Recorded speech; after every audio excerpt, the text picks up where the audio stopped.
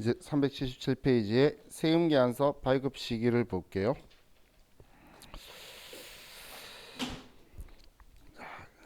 우리가 세금계산서를 발급하는 시기는 원칙적으로 재화를 공급하는 때예요. 그럼 물건을 우리가 팔면서 공급하면서 우리가 세금계산서를 발행하는 게 원칙인데, 자, 그런데 이 세금계산서를 매번 물건을 팔 때마다 자주 사는 사람한테 발행하는 건 현실적으로 좀 힘들겠죠. 그래서 여러분들 아마 회사에서도 이 방법을 쓸 건데, 월 합계 세금 계산서라는 걸 발행을 할 거예요. 월 합계 세금 계산서라는 건 얘는 1역월의 합계예요. 1역월이라는 건 그 달 것만 합친다라는 이야기예요. 자, 예를 들어서 6월 달부터 7월 달까지, 자, 예를 들면 6월 16일부터 7월 15일까지 물건을 우리가 공급을 했어요. 그럼 1개월간 공급을 했지만 이렇게 한 달이 아니고 우리는 공급 기간을 6월 16일부터 6월 30일까지를 잘라서 얘를 작성 일자를 말일자인 6월 30일자로 세금계산서를 한 방에 다 작성을 해서, 그래서 발급 기한을 다음 달 10일까지, 이 날짜가 다음 달 10일까지 발행하면 되는 거예요. 그래서 발급 일자가 발급 기한이라고 제가 썼죠. 그래서 여러분 회사에서도 월 초에 거래처 연락해서 세금계산서 막 정리를 할 거예요. 그래서 일반적으로 저희 사무실도 한 5일 정도 선까지는 일단 정리를 다 해놓고 혹시 빠진 거 있는지 확인해서 10일 이내에 다 한 번에 합계로 발행할 거예요. 그러면 7월 달에 발생한 거는 7월 1일부터 7월 15일까지만 했어도 7월 31일자로 발행해서 8월 10일까지 발급해 주는 게 월합계 세금계산서예요. 그럼 공급 시기 이후에 하기 때문에 우리 책에 후발급 세금계산서라고 하는데, 일반적으로 이걸 월합계 세금계산서라고 칭을 해요. 그럼 자, 우리 그 아래에 보시면 선발행 세금계산서라고 적혀 있죠. 선발행 세금계산서는 세금계산서를 물건 팔기도 전에 미리 발행해 주는 거예요. 자, 여러분들이 이제 이쪽 일을 하시면서도 지금 하고 계신 분도 있을 텐데, 자, 만약에 제가 여러분 회사에 전화해서 저 이거 지금 물건 살지 안 살지 모르는데 회사에 품위서 올리기에 세금계산서 좀 발행해 주세요. 그러면 돈도 안 주고 전화해가지고 세금계산서 발행해 달라면 세금계산서 발행해 줘도 되나요? 발행해 줘도 돼요. 그리고 해줘야 돼요. 발행을 안 해주면 난 니한테 안 팔래라는 뜻이에요. 그래서 이게 선세금계산서예요. 자, 원칙적으로는 인도하면서 하는 거고, 그 다음은 우리가 그 세금계산서 발행하고 일주일 이내 돈 받아야 된다는 조건도 있고, 하지만 그게 아니고 계약에 의한다면 30일이고 또 계약에 의한다면 그걸 넘겨도 된대. 결론적으로 다 읽어보면 된다는 소리 적어놨어요. 그래서 발행했는데 걔가 안 사잖아. 그러면 계약의 해제로 해서 수정세금계산서 날려버리면 되는 거예요. 그래서 만약에 상대방이 누군지도 모르는데 사업자 등록증 보내면서 세금계산서 발행해달라 그러면 발행해주면 돼요. 그러고 나서 그 다음 달 말일쯤 되었을 때에 그 사람한테 만약에 연락이 없으면 그러면 다시 한번 물어보고 아니면 그냥 취소해버리면 되는 거예요. 그래서 자, 후 발행 세금계산서도 돼요. 자, 그럼 1역월이라는 개념이 어떤 건지 아시겠죠? 그 달 것만, 6월이면 6월 달 것만, 7월이면 7월 달 것만 합칠 수 있는 게 1역월이라는 거예요. 그래서 우리 세법에서는 1역월, 1역년 이런 표현을 쓸 거예요. 그러면 그 해 것만, 그 달 것만 이런 식으로 이야기하는 게 역자가 붙는 거예요. 자,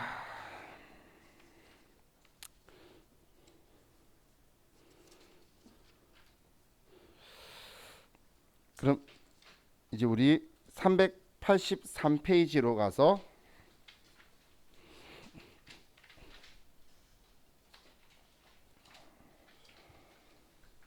자, 이제 매입세액 공제라고 적혀 있는데, 자, 매입세액 공제는 우리 공제되는 매입세액은 양가로 1번에 보시면 재화 용역 공급 또는 재화의 수입에 대한 세기라고 적혀 있죠.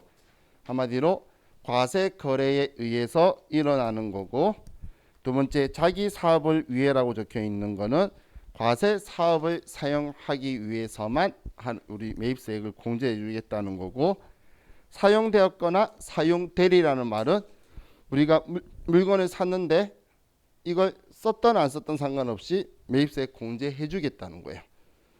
그럼 우리가 전에 이 앞 시간에 만약에 우리 과세 사업에 쓸 거다라고 해서 샀는데 아직 안 써도 매입세액 공제해 줬다가 우리가 매출세액 창출하는 일에 사용하지 않으면 우리 부가가치세법은 어떤 방식을 취했죠?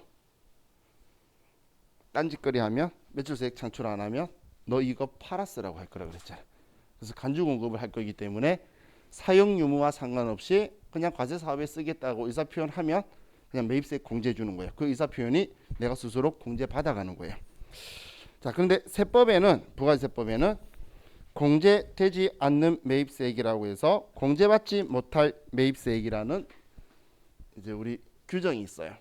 이거에 대해서는 매입세액을 공제받지 말라는 건데 여러분들이 숙지하셔야 돼요. 우리 실기에서 이 조건에 해당하는 것과 조건에 해당하지 않는 것에 대해서 여러분이 구분을 해서 선택을 해야 되기 때문에 실기할 때에 이걸 공제 못 받는다라고 해서 불공제 사유라고 하게 되는데, 자, 여기서 우리가 숙지해야 되는 것만 이제 알려드릴게요. 자, 첫 번째 사업자 등록하기 전 매입세액은 이론적으로만 생각하는 거니까 뛰어넘고,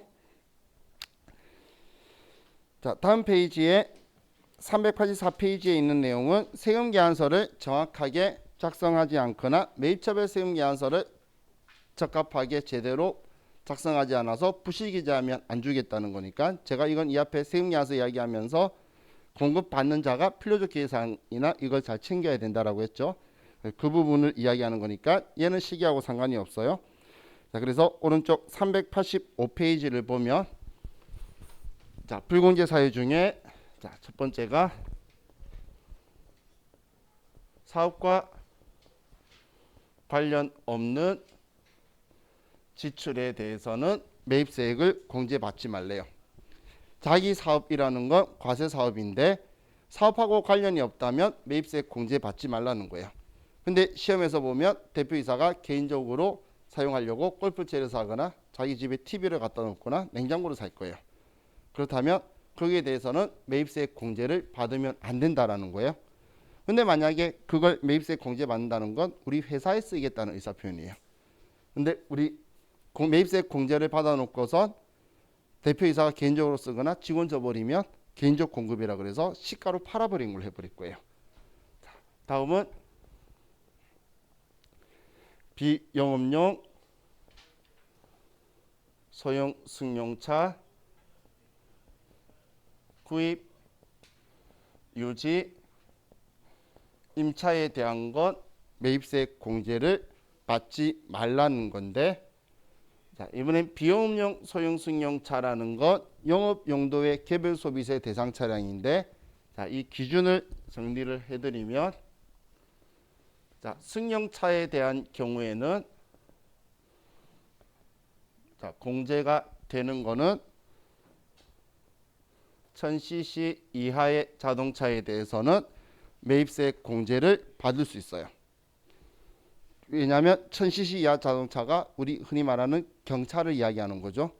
그럼 경차는 개별 소비세 대상이 아니기 때문에 매입세액 공제가 되는데 그 외에는 우리는 매입세액 공제가 안 돼요.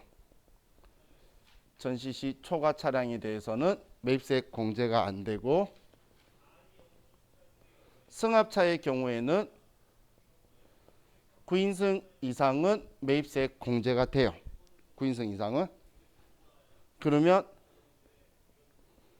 7인승 이하는 매입세액 공제가 안 된다고 보시면 돼요.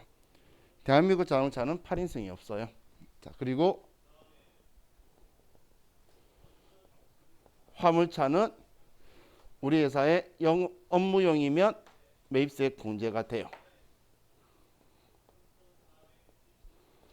자, 그럼 매입세액 공제가 되는 것과 공제가 되지 않는 것을 우리가 이제 이따 공부하게 될 매입매출 전표에 입력할 때에 유형에서 선택을 해야 되기 때문에 자동차를 샀는데 어떤 차를 샀냐에 따라서 유형이 틀려질 거고, 그 자동차를 우리 유지, 기름을 넣거나 수리를 해도 전부 다 과세사업자라서 우리한테 세금계산서나 뭔가를 줄 건데 부가세를 우리가 줘야 되는데, 그것도 공제가 된다 안 된다를 이 기준으로 판단하셔야 되고, 렌트카 회사에서 자동차를 빌려도 임차한 거죠.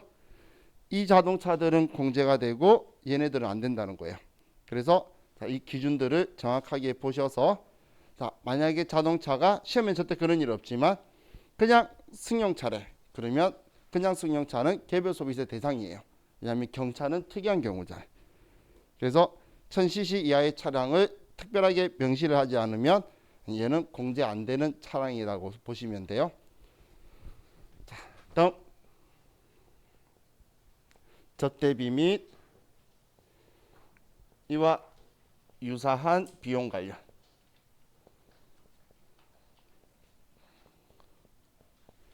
자, 옆에 간주 공급할 때도 제가 우리 부가가치세법은 접대 행위를 한다고 매출세액이 창출될 거라는 생각은 단 1도 없다라고 했죠. 그렇기 때문에 접대 관련해서 과세품을 산다면 매입세액 공제받지 말라는 규정이 있는 거예요. 그런데 매입세액 공제 받아놓고서 거래처에 줘버리면 사업상 증여로 팔아버렸다 하겠다는 거예요. 자, 그리고 면세사업 관련. 면세사업은 매출세액을 창출하지가 않죠. 그런데 면세사업 관련해서 우리가 사용을 할 거라면 처음부터 매입세액 공제 받지 말라는 규정을 가지고 있는 거예요. 자, 그리고 토지의 자본적 지출 관련. 이것도 매입세액을 공제받지 말래요. 왜 이걸 매입세액 공제를 받지 말라고 하냐면, 토지는, 자, 우리 자본적 지출이라는 건 자산으로 처리하는 거죠. 우리 유형자산 할 때에 토지 취득하면서 우리 기존 건물 철거하는 철거비가 있으면 철거업체는 과세사업자라서 부가세 받아가요. 근데 그 철거비를 우린 토지라고 개정하면 쓸 거죠. 그렇게 자산 처리하는 거예요. 또 집안 평탄화 작업하는 것도 과세사업자예요.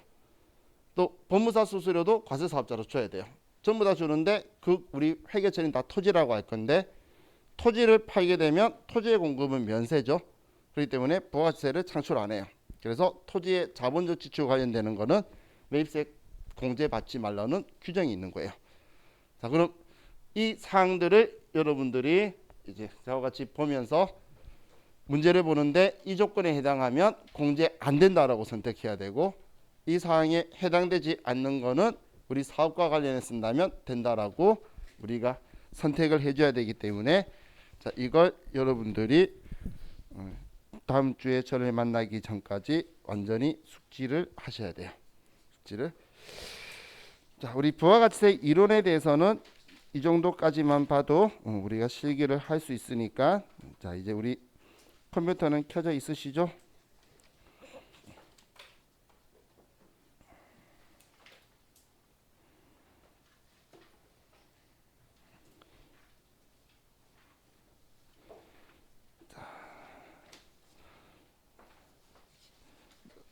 자, 우리 교재는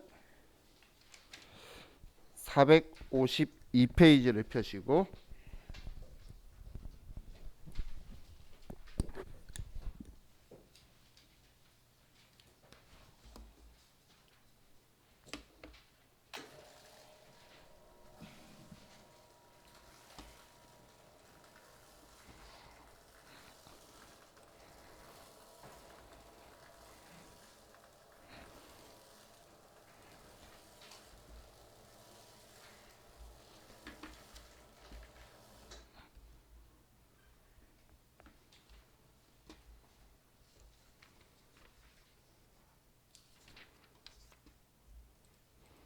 자, 우리 K랩 프로그램 여시는데, K랩 프로그램은 회사를 1114번으로 해주세요. 1114번.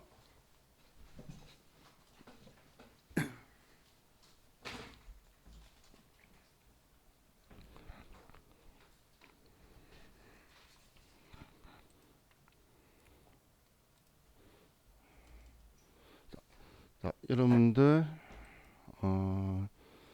아마 들어가면 데이터가 들어가 있어요. 다른 반이 사용을 해버려서. 자, 그래서 프로그램 창 닫으시고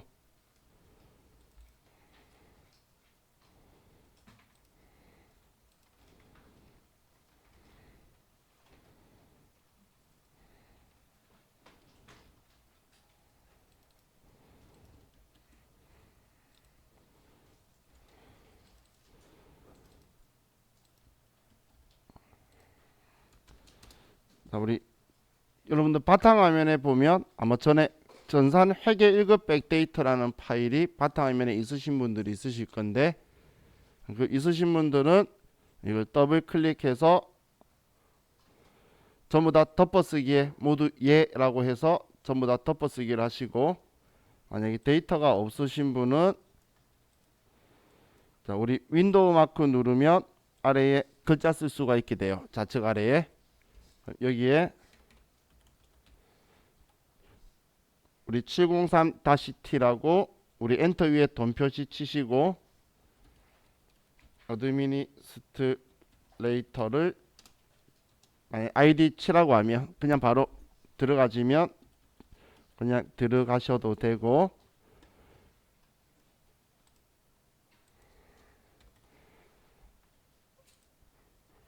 그럼 여기에 공유 폴더 김재민에 들어가시면 지금 이 파일이 있을 거예요. 그럼 그 파일을 여러분 컴퓨터에 저장하셔서 더블 클릭을 하시면 지금처럼 바꾸겠습니까 하면 모든 파일에 적용을 해서 예라고 하시면 쭉 파일이 풀릴 거예요. 그래서 여기까지 작업을 하시고,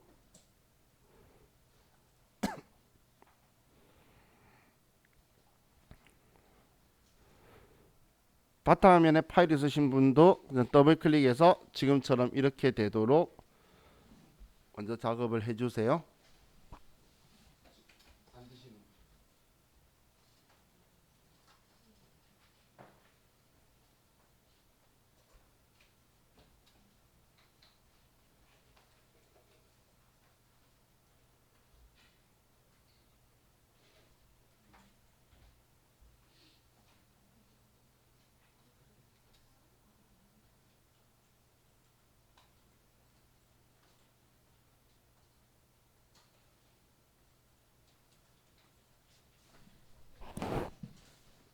다 하신 분은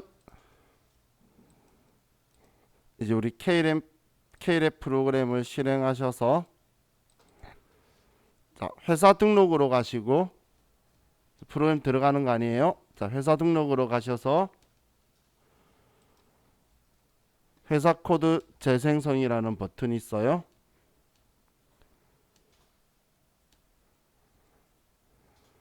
클릭을 해서 회사 코드 재생성 하시고, 지금 위에 회사 코드 재생성 눌러서 회사 코드 재생성 작업하시고, 다 하셨으면 이제 코드 번호 1114번으로 들어가셔서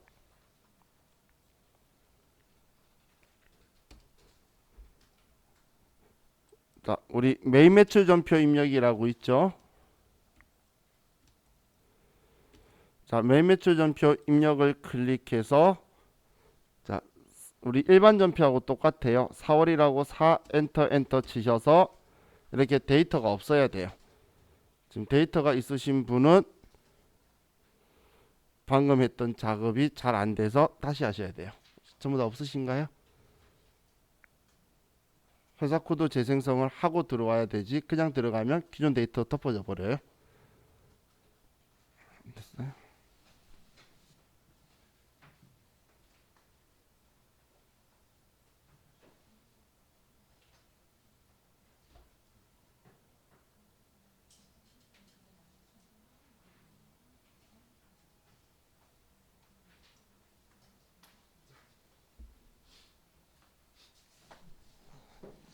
그럼 이제 프로그램을 먼저 설명을 드릴게요.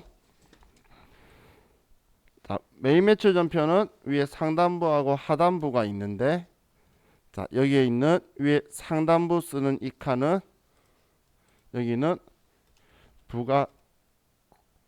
부가가치세 신고서에 작성할 내용이에요. 얘는. 그리고 아래쪽에 있는 글자는 천천히 들여다보시면 우리 앞면에 있는 글자죠. 구분은 차변 대변이고 계정 과목이고 적요 있고 거래처 있고 차변 대변. 얘는 우리 일반 전표에 쓰던 내용이에요. 한마디로 얘는 재무회계라는 이야기예요. 자, 그럼 위하고 아래를 이원화시켜서 생각하셔야 되지, 위쪽하고 아래를 같이 연결 짓는 순간 매매출 전표 작성은 망가진다고 보시면 돼요. 지금 위쪽은 세법이고 아래쪽은 회계예요. 여러분들 편리하라고 같이 쓸 수 있도록 해준 건데, 세법의 영향을 받아서 장부에 잘못 쓰게 되시면 여러분한테는 오히려 독이 되기 때문에, 자, 실무에서 그런 실수하는 우리 직원들한테는 아래쪽에 분기 안 하고 일반 전표에 분기하라고 이제 얘를 잘라버려요. 아래쪽 분기 안 시켜요. 근데 우리는 시험 때는 같이 해야 되기 때문에 이 두 개를 이원화시켜서 정확하게 생각하셔야 돼요. 자, 그럼 우리 상단부는 자, 우리 날짜 쓰는 거는 일반 전표 때하고 똑같아요. 예를 들어서 1월 1일이다라고 하면 1월 1일자만 쓸 수 있고, 지우려면 여기 날짜를 지우면 날짜를 쓸 수가 있게 되죠. 그럼 일반 전표 때하고 이거 쓰는 방법은 똑같은데, 자, 날짜를 여러분들이 1월에서 1일이라고 누르면 유형이라는 곳에 커서가 들어가는데, 우리 회계 1급에서는 이게 제일 중요해요. 이걸 여러분들이 잘 잡느냐라고 테스트를 할 거예요. 여기 아래에 있는 번호를 가지고 여러분이 선택을 해주는데, 좌측은 매출이고 우측은 매입으로 해서 여러분들이 선택을 번호를 해주셔야 돼요. 그럼 이 번호 선택하는 게 이제 나중에 부가가치세 신고서에서, 자, 제가 여기 금액이 있구나. 자, 지금 제가 4월 달에 들어가면 제가 기간 말할 때 1기 확정 기간에 아무것도 없죠. 그런데 여기 메인 매출 전표에서 제가 4월 달로 가서 만약에 4월 1일 날 내가 11번이라고 해서 여기에 100만 원이라고 치면, 아무 거래처나 넣으면 아래쪽에 아무것도 안 쓰고 위쪽에만 썼는데, 이것만 가지고도 우리 부가가치세 신고서는 1번 칸에 금액이 들어와요. 그럼 부가가치세 신고할 때에 여기에 들어가야 되는 것들을 방금 그 번호를 선택해야 되는 거예요. 그럼 만약에 번호를 제가 이걸 12번으로 바꾸면, 10번 바꾸면 부가가치세 신고서는 제가 새로 고침 누르면 5번 칸으로 얘가 위치가 옮겨가죠. 그래서 내가 어떤 유형을 여기에서 선택을 하냐에 따라서 부가가치세 신고서에 들어가는 칸이 결정이 되기 때문에 이 과세 유형을 정확하게 잡으셔야 돼요. 그럼 지금 여기에 적혀 있는 유형들을 보시면 세금 계산서 발급한 거다, 신용카드다, 과세다, 영세다, 이런 식으로 적혀 있죠. 한마디로 이 과세 유형의 기본 정리는 증빙 서류에 따라서 신고하는 칸이 나눠진다고 보시면 돼요. 과세 거래를 했는데 증빙 서류를 뭘 발급해 줬느냐, 이런 거에 따라서 우리 과세 유형이라는 게 결정이 되어서 칸이 결정되니까 과세 유형이 선택된다고 보시면 돼요. 자, 지금 여기에서 제가 아래쪽 하단부는 아무것도 안 써도 우리 부가가치 신고서에 다 들어가죠. 여기만 들어가는 게 아니라 오늘 수업하면서 말했던 세금계산서 합계표 이런 것도 전부 다 자동으로 작성이 돼요. 한마디로 위에 상단부는 부가가치세 신고서하고 관련이 있는 거예요. 아래쪽은 우리가 일반 전표에 쓰는 거하고, 얘는 일반 전표에 쓰던 거하고 똑같은 거고, 위에가 부가가치세 신고하고 관련이 있는 거고. 그럼 지금 저하고는 우리 시험에서 제일 중요한 여기 과세 유형을 어떻게 선택하는 거냐를 저하고 먼저 보고 할 거예요. 그게 우리 교재에 지금 452페이지의 내용이다라고 보시면 돼요. 자, 그럼 우리가 과세 유형을 어떻게 선택하는지를 먼저 설명을 드릴게요.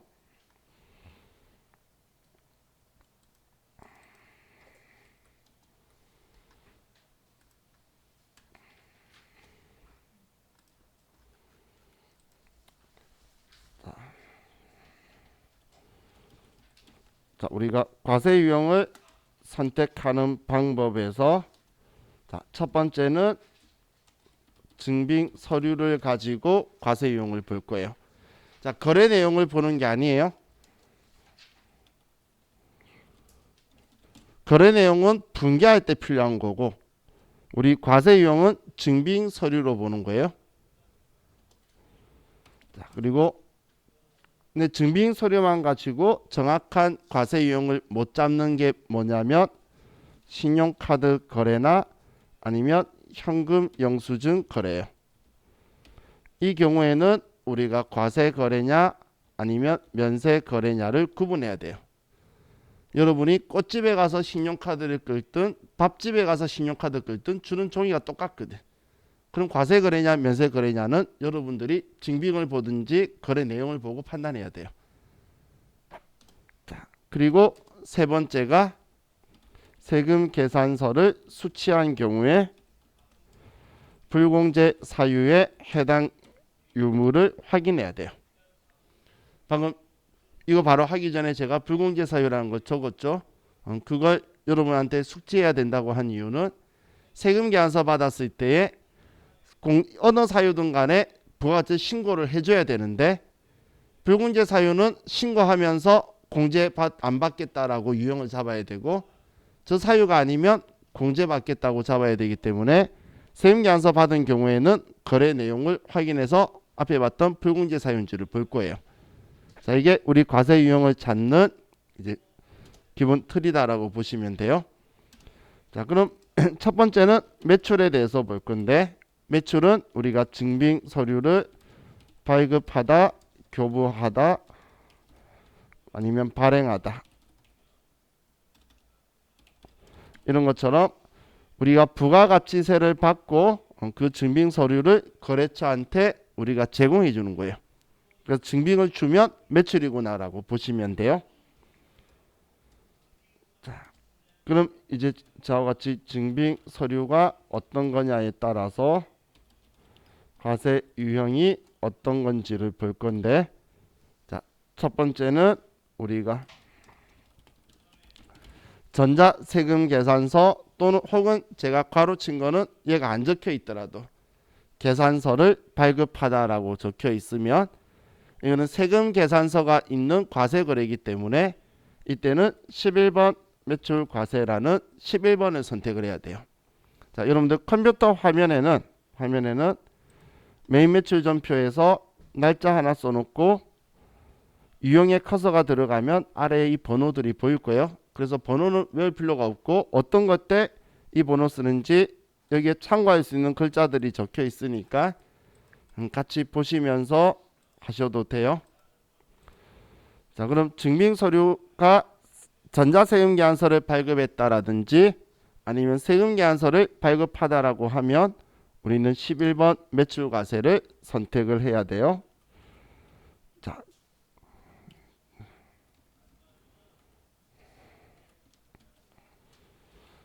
다음 자, 우리 두 번째는 증빙 서류가 영세율 혹은 전자 세금 계산서를 발급하다. 혹은 지금 가로 쓴 거는 이 글자가 없을 수도 있어요. 근데 내용에는 무조건 로컬 LC 혹은 내국 신용장 혹은 구매 확인서에 의하여라는 글자가 있으면 자, 이거에 의해서 세금 계산서를 발행했다라고 적혀 있으면 우리는 12번 매출 영세를 선택해 줄 거예요.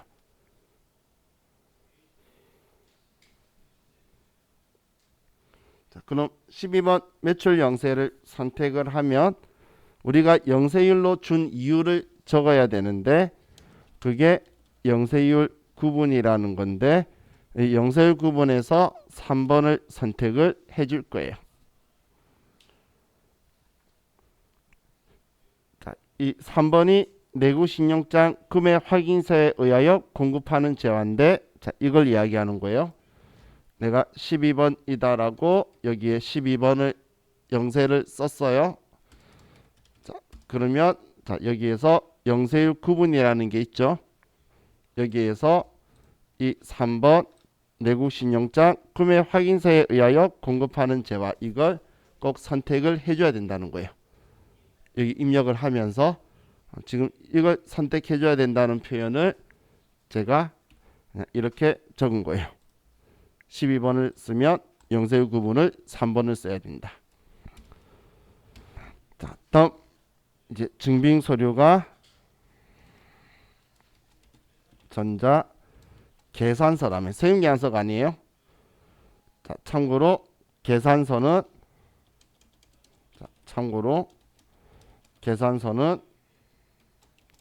면세 사업자의 적격 증빙이에요. 한마디로 계산서 하면 여러분은 면세 떠올려야 돼요. 계산서 하면. 그럼 면세 사업자도 우리 같은 과세 사업자처럼 법인 사업자는 전자 계산서 발행해야 되고, 개인 사업자도 3억 이상이면 전부 다 전자 계산서를 발행해야 돼요. 재료는 똑같아요.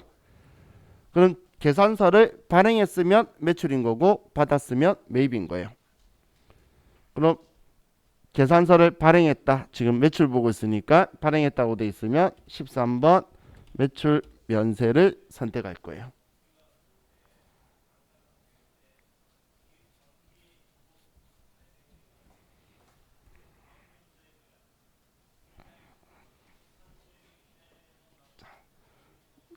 다음, 자, 우리가 증빙을 받는데 증빙이 없어요. 혹은 간이 영수증이나 혹은 간주 공급이나 이런 경우인데, 우리가 과세 거래라면, 과세 거래하는 건 우리가 물건 팔았는데 부가가치세를 받았다는 거예요. 자, 편의점의 입장에 생각했을 때 여러분이 껌을 사고 500원짜리를 줬어요. 그럼 편의점에서 여러분한테 현금 영수증 해드릴까요? 라고 했을 때 여러분이 그냥 아니요 됐어요 하고 그냥 가면 편의점에서 부가가치세를 받았지만 부가세 받았지만 증빙을 아무것도 안 해줬죠. 그런 걸 지금 이 상황을 이야기하는 거예요. 무증빙. 과세 거래 했는데 증빙을 아무것도 안 해주면 이때 14번 건별이라는 걸 선택하게 돼요. 14건별. 자, 그럼 14건별을 우리가 선택하게 되면, 자, 여기에 특징이 하나 있는데, 우리가 프로그램을 사용할 때 기본 설정 값이 공급 가액 칸에 공급 대가를 입력하게 돼요. 자, 공급 가액이 뭐였죠? 부가가치세 별도. 공급 대가는 부가가치세 포함. 자, 그럼 이게 무슨 말인지 한 번만 보시면 금방 이해가세요. 자, 보면, 자, 제가 여기에 11번이라고 그냥 세금계산서 거래면 여기에 100만원 쓰면 10만원이 나오는데, 제가 여기에 14번이라고 방금 했던 건별을 썼어요. 그런데 여기에 제가 100만원이라고 쓰면 부가세 포함 금액인 줄 알고 얘가 금액을 분리시켜 버려요. 그렇기 때문에, 자, 우리가 입력할 때에 여기에 100만원에 10만원 쓰고 싶으면 14건별일 때는 여기에 110만원이다 라고 써서 엔터 쳐줘야 100만원에 10만원이 온다는 거예요. 그래서 제가 공급 가액 칸에 공급 대가를 써야 된다고 표현한 거예요. 왜 이런 식으로 하냐면, 여러분들이 직원끼리 회식하고 10만원 썼어요. 부가세 별도 금액으로 안 알려주죠. 10만원치 회식비 먹은 거잖아요. 그럼 그거 가지고 여기 썼을 때 자동으로 분리되는 게 편하겠죠. 그래서 우리나라는 부가세를 별도 제도로 금액을 표현 안 하기 때문에 이 기능을 써요. 근데 세금계산서 같은 경우는 공급가액과 세액이 별도로 구분기재되어서 주고받기 때문에 별로 어려운 거 없이 정확하게 쓸 수가 있죠. 그래서 타입이 일반 개인 간의 거래에서 자주 발생하는 스타일은 이렇게 공급 대가를 쓸 거예요. 자, 그게 지금 제가 이렇게 표현한 거예요. 자, 다음 우리 15번은 우리가 쓸 일이 없으니까 상관이 없고, 자, 이번엔 문제를 우리가 봤는데 증빙은 특별하게 안 보이는데 직수출이라든지 아니면 선적이라는 글자가 있으면 우리는 16 수출을 선택을 할 거예요. 직수출이다, 선적이다 라는 말이 있으면 16 수출을 선택할 건데, 그럼 이 경우에는 얘도 영세율 거래죠. 직수출은 영세율 적용이라고 그랬죠. 그러면 영세율 구분을 할 건데, 구분은 1번 직접 수출, 대행 수출 포함을 선택해 줄 거예요. 자, 여기에서 1번 선택한다라는 표현은 우리 메인 매출 전표에서 얘를 제가 16번이라고 했으면 영세율 구분을 1번 직접 수출, 대행 수출 포함 얘를 선택해 줘야 된다는 거예요. 이 앞에 12번 매출 영세라고 한 건 내구신용장 구매 확인서에 의하여 공급하는 제어를 써야 됐고, 직수출은 우리 1번 얘를 선택해 줘야 된다는 거예요. 자, 다음 우리가 증빙 서류가 신용카드 매출 전표를 발행하다 혹은 카드로 결제받다 이런 식으로 적혀 있으면 우리가 확인해야 되는 게 지금 이 경우에요. 과세 유형에서 증빙 서류만 가지고 안 될 때가 신용카드나 현금 영수증 거래. 이때 과세 거래냐 면세 거래냐를 보는데, 그때에 얘가 과세 거래라면 우리는 유형을 17번 카드 과세를 선택할 거예요. 그럼 17번 카드 과세도 지금 현재는 법인카드 많이 쓰고 하는데 과거에는 일반 개인 간의 거래가 거의 많았죠. 그래서 얘도 우리는 공급 가액간의 공급 대가를 입력하는 방식으로 쓰면 알아서 분리가 될 거예요.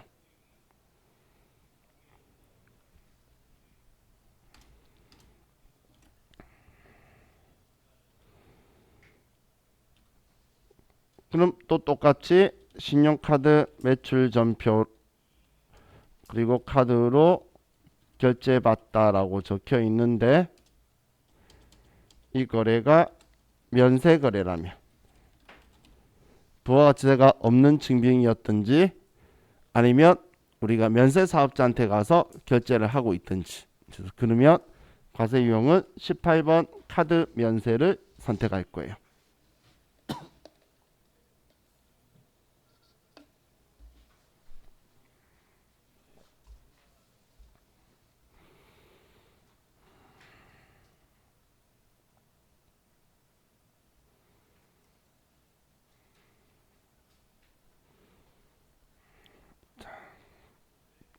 다음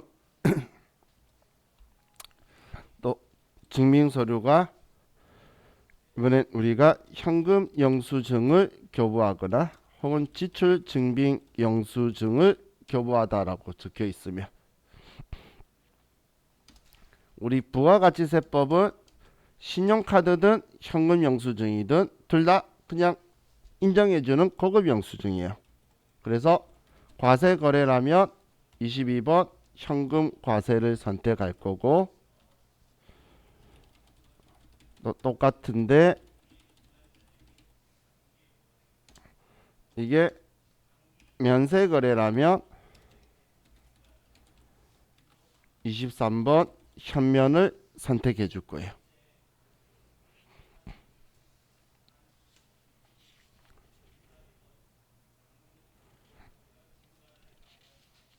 자, 이게 우리가 매출에서 사용하는 이제 유형들이 될 거고요. 자, 그러면 자, 이번에는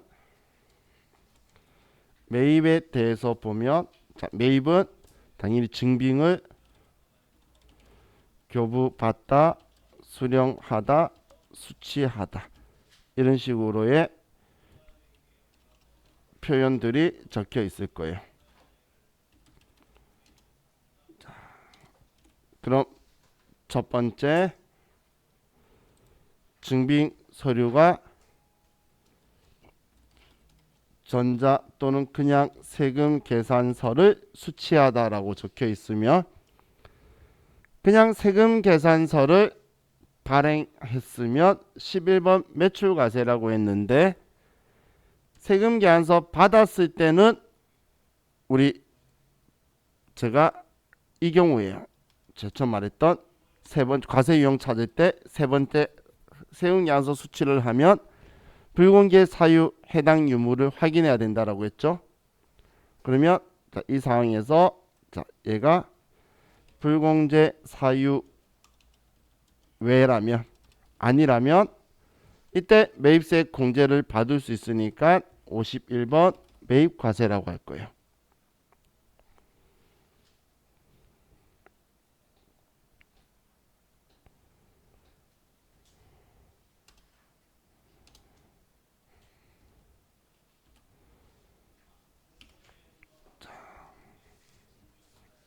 그럼 우리가 이번에도 영세율 혹은 전자세금 계산서를 수취하다 혹은 로컬 LC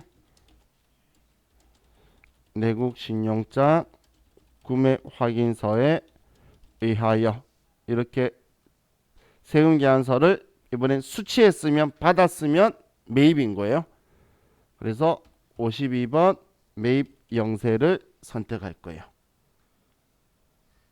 로컬 LC 내국 신용장 구매 확인서에 의하여 세금 계산서를 수취하다 혹은 전자세금 계산서 수취하다 혹은 영세율 전자세금 계산서를 수취하다 이렇게 적혀 있으면 우리는 수출을 위해서 우리가 이걸 제시했다는 거예요.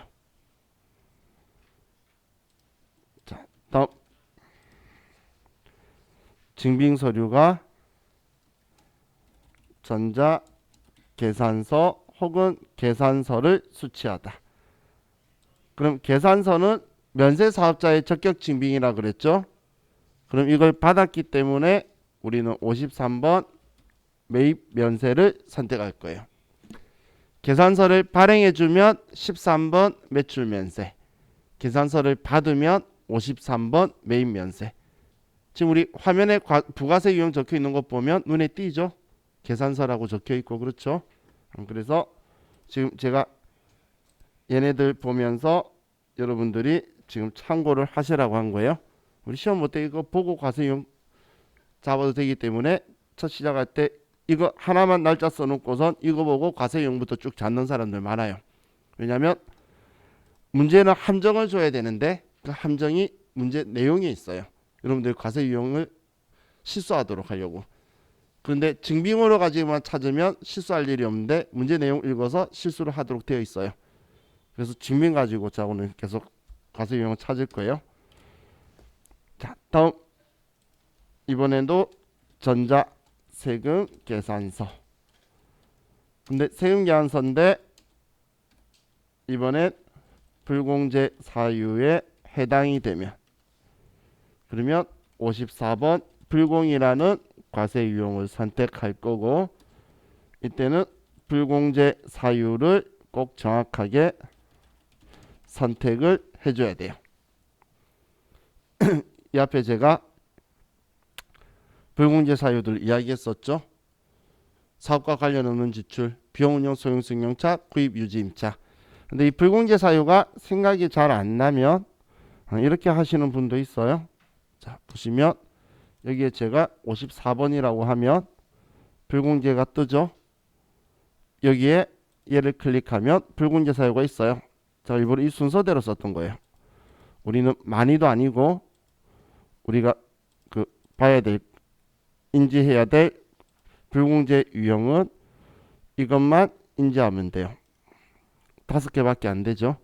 시기 목적으로 지금 우리 필요한 거는 지금 우리 회계 1급에선 세무 2급 가면 조금 더 늘어나고 할 건데 회계 1급에서는 사업과 관련 없는 지출, 비용 운영 소용 승용차, 구입 유지 임차, 저대비 및 이와 유사한 비용 관련, 면세사업 관련, 토지의 자본적 지출 관련 여기에 해당하면 불공제하다 선택하고 이것 때문에 불공제했다라고 써줘야 미래에 여러분들이 만약에 세무이익업하면 부가세 신고서 작성을 하죠.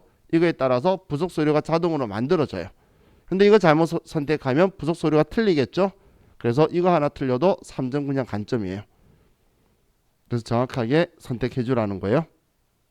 다 잘해놓고선 이거 하나 실수해가지고 문제 틀리면 억울하겠죠. 자, 다음 이번에는 자, 증빙 서류가 수입 세금 계산서 혹은 어디 세관 이런 글자가 적혀 있으면 55 수입이라고 선택하는 거예요.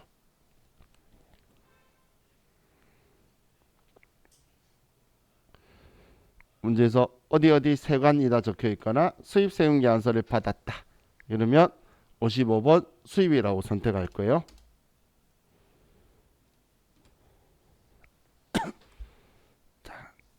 다음 신용카드 매출 전표를 이번엔 교부받다 혹은 카드로 우리 회사가 결제하다. 매출에서는 결제받다였고 이번엔 결제하다라는 건 우리가 샀다는 이야기죠. 그러면 이때도 과세거래냐 면세거래냐 봐서 과세거래면 우리는 57번 카드 과세를 선택할 거고 얘도 카드 거래이기 때문에 공급 가액 칸에 공급 대가를 입력할 거예요. 카드 거래하고 현금 영수증 거래는 무조건 공급 대가를 쓴다라고 생각하시면 돼요.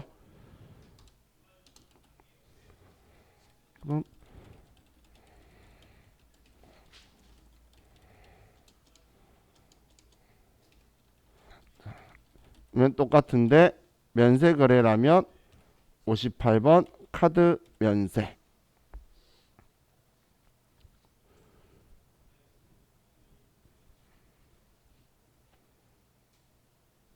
한우 갈비 세트를 법인카드로 결제할 거예요. 정육점에서. 그러면 얘는 면세거래구나 라고 생각해야 되겠죠. 자, 그럼 똑같은 형태로 바라보고 있는 우리 현금 영수증을 교부받다 혹은 지출증빙 영수증을 교부받다 했을 때도 똑같이 과세거래냐 면세거래냐 봐서 과세거래면 61번 현금과세를 선택할 거고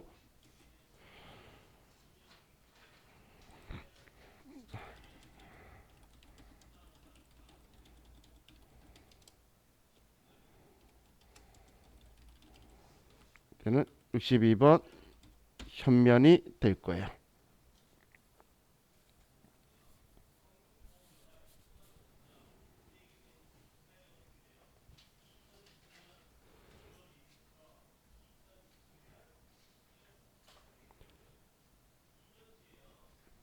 자, 그럼 과세 유형을 찾을 때는 증빙이 중요하다라고 말한 이유가 뭐냐면 자, 제가 방금 불공제 사유에 대해서 이야기할 때 자, 접대비 및 이와 유사한 비용 관련이라는 애가 있죠. 자, 그런데 자, 지금 매입세 공제된다 안 된다는 이렇게 부가가치세를 줬을 때 이야기잖아요. 그죠? 그런데 자, 위에 보시면 지금 이 두 개를 가지고 볼게요. 자, 거래처에 화환 보냈어요. 자, 계정 과목이 뭐죠? 우리 분기할 때 접대비죠. 자, 문제에서 여러분들이 거래처에 화환 보냈다를 바라보는 순간 접대비 생각하면 불공제가 떠오른다는 거예요. 그런데 증빙을 보면 꽃집은 면세사업자라서 계산서 받았을 거예요. 그럼 부가가치세를 준 적이 없어요. 면세잖아요. 그런데 매입세 공제 안 되니 말하는 건 혼자 쓸데없는 소리 하는 거예요. 부가가치세를 주고 공제 받을 수 있다 없다 이야기해야 되겠죠. 그것 때문에 제가 여러분한테 증빙으로 봐야 되지 거래 내용 보는 순간 현혹될 거다. 유형 중에 한 개예요. 함정은 그런 식으로 줄 거니까 여러분은 과세 유형 잡으실 때는 증빙 서류로 잡으셔야 되지 문제 내용을 전부 다 읽고 과세 유형 찾는 순간 실수하실 거예요. 아시겠죠? 그래서 제일 많이 실수하는 사례예요. 그 많은 사람이 접대하는 순간 불공 바로 그냥 스스럼 없이 말해요. 그랬다 나중에 깜짝 놀래요. 앞에 한우갈비 세트도 거래처 주면 접대비 할 거잖아요. 근데 거기는 카드잖아요.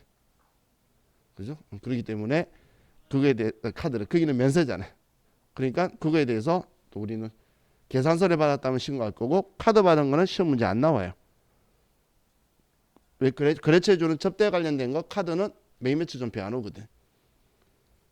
지금 제가 왜 불공제 사유를 이야기하는 걸 세금 계산서 수취했을 때만 봐라고 하냐면 우리의 회계 1급 세무 2급까지는 문제가 일반 전표 입력하시오 매일 매출 전표 입력하시오 적혀 있어요. 그러니까 매일 매출 전표 문제에서 나오니까 우리는 불공제 사유에서 매일 매출 전표에 쓰는 거는 세금 계산서 받았을 때밖에 없어요. 왜냐하면 불공제 사유에 해당하는데 신용카드나 현금 영수증이면 일반 전표에 쓰기 때문에 우리가 일반 전표에 거래처 접대하는 거라는 거는 일반 전표 카드 문제로 나올 거예요. 2000cc 승용차에 기름 넣은 것도 일반 전표에 나올 거예요. 그래서 세금 계산서 받았을 때만 불공제 사유를 여러분들이 선택을 하셔야 된다는 이야기예요. 자, 우리 이번 시간은 여기까지 하고 제가 지금 정리했던 파일들하고는